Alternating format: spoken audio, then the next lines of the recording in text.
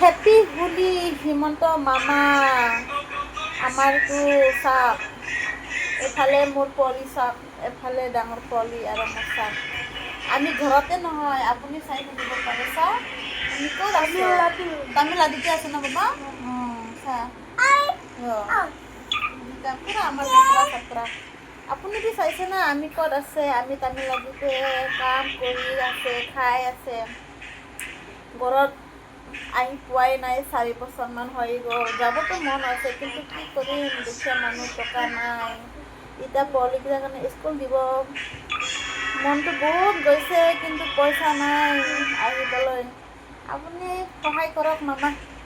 আমাৰ পোৱালিকেইটা কেনেকৈ স্কুল পঠাব? ইমান দুখীয়া আমি, ঘৰ বাৰী নাই। পোৱালিকেইটা চা কেনেকুৱা হৈ আছে। চা আমি লোকৰ ৰুমতে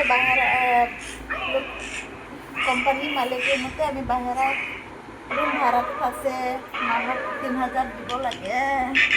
চা ৰুম অৱস্থাটো চা আপুনি, এনেকুৱা আমাৰ ৰুম।